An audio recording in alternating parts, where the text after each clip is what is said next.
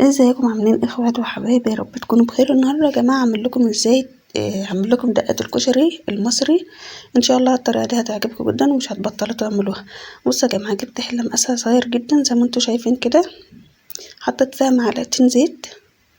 انا مش بحب اكتر الزيت، معلقتين زيت.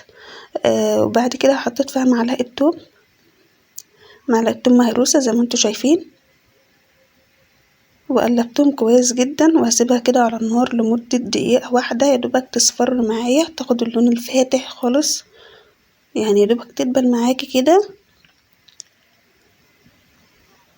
مش هسيبها تتحرق ولا تاخد اللون الذهبي. تمام. وبعد كده يا جماعة هحط عليها نص معلقة شطة. هنا حطيت عليها نص معلقة شطة وشوية كمون وشوية فلفل اسمر وشوية ملح صغيرين خالص، وهسيبهم برضو يتشوحوا.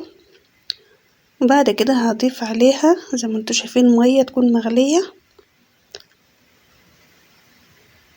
وهضيف في المية دي يا جماعة معلقتين خل كبار او 3، وكمان عصير ليمون. تمام، عصير ليمون. وهسيبهم بقى يغلوا على النار كده لمدة دقيقتين. هنا بتغلى اهيت.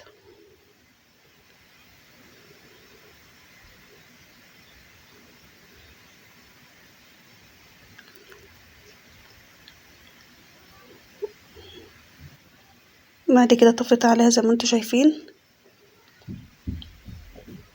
وبعد كده نقدمها بقى مع الكشري المصري الجميل اللي انتوا عارفينه. بألف هنا وشفا على قلوبكم.